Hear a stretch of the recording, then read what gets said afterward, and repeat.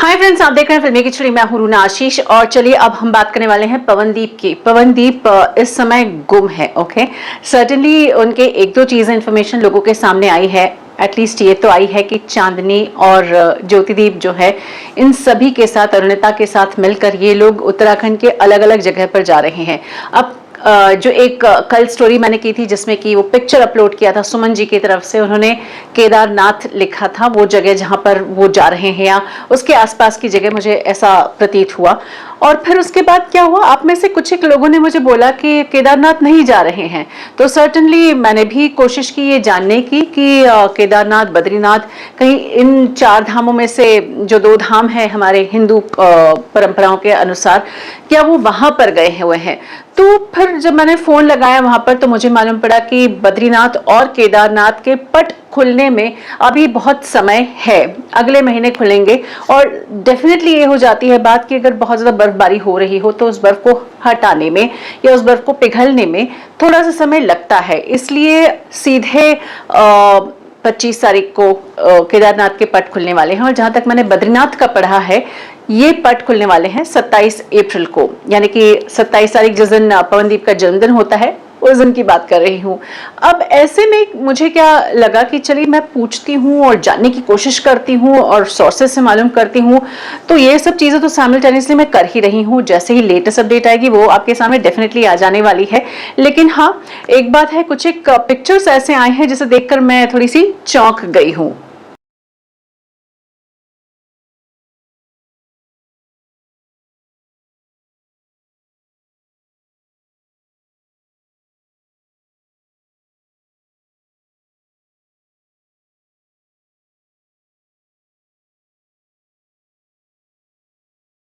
एक जो पिक्चर आया है वो है महला चौरी का। महला चौरी जो है उत्तराखंड का ही एक पार्ट है और वहां पर भी खूब सारे मंदिरों में वो गए हुए हैं।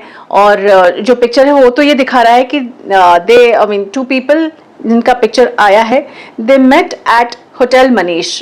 ओके, हालांकि जब मैंने होटल मनीष के बारे में पूछताछ की तब मुझे लगा ये होटल मनीष का तो नहीं लगता है, ये वहां के स्पेशल फेमस जो मंदिर है, ये मुझे वहां का पिक्चर लग रहा है। फिर एक और पिक्चर मेरे सामने आता है और मुझे ऐसा लगता है कि ये भी किसी मंदिर के आसपास का ही दृश्य दिखाई दे रहा है, क्योंकि पीछे जो है वो फूलों की माला टंगी हुई दिखाई दे रही है मुझको। सर्टनली बहुत इंफॉर्मेशन अभी मैं निकालने की कोशिश कर रही हूँ और बस यही कह सकती हूँ कि ये एक बहुत छोटे से पॉइंटर्स थे। आई थॉट पहले ये शेयर कर लेती हूँ, जब पूरी कंफर्मेशन हो जाएगी तो मैं वो भी बता दूंगी। और मैं इस बात से भी मना ही नहीं करती हूँ कि ये जो सपरिवार जो पवनदीप है वो वैष्णो देवी माँ के दर्शन करने के लिए गए होंगे, क्योंकि नवरात्रे चल रहे हैं और चैत्र नवरात्र चल रही है। और अगर ज्योतिदीप के भी अपडेट्स देखें तो बहुत बार वो देवी माँ के अलग अलग रूपों के पिक्चर्स अपने इंस्टा पर अपलोड करती हैं। तो मैं इस बात से भी मना ही नहीं कर रही हूँ कि वो वैष्णो देवी गए होंगे, क्योंकि उत्तराखंड से वैष्णो देवी पहुंचना कोई बहुत डिफिकल्ट काम नहीं है। और कार से या ट्रेन से या अलग अलग यातायात की जो सुविधाएं हैं उनका लाभ उठाकर उत्तराखंड से आप माँ वैष्णो देवी के दरबार में पहुंच सकते हैं। तो ये कुछ एक बहुत स्मॉल अपडेट्स हैं, but still I thought share कर देती हूँ यार, मेरे तो रोकते नहीं बनता ना, इसलिए। तो चलिए इस बात पे खुश हो जाइए कि जो नवरात्रि चल रही है, चैत्र नवरात्र चल रही है, उस समय में पवनदीप अपने परिवार के साथ और साथ ही में अरुणिता का चूंकि पिक्चर आ गया है इसलिए मुझे बोलना पड़ेगा कि अरुणिता इज ऑल्सो देयर। सो इन सभी के साथ देवी के दर्शन कर रहे हैं, भगवानों के दर्शन कर रहे हैं। और वैसे भी एक एक भगवान भी अगर दर्शन देने लग जाए और एक एक भगवान भी इन लोगों को आशीर्वाद देने लग जाए तो आशीर्वाद कितने सारे मिलेंगे, इमेजिन भी नहीं कर सकते। और साथ ही उनके फैंस का प्यार उनके साथ है ही। अब ऐसे में पवनदीप का एक जो शो है वो 26 तारीख का तय हुआ है और इट इज इन चेन्नई।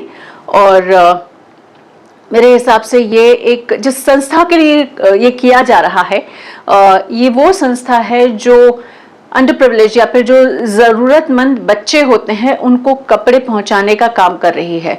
तो मेरे हिसाब से Pawandeep is also doing a very good work. इस कॉज को सपोर्ट करके वो आगे बढ़ रहे हैं, तो इसके लिए भी उनको बेस्ट ऑफ लक बनता है। और कुछ इन्फॉर्मेशन आती है तो आपके सामने हाजिर हो जाऊंगी। जय हिंद।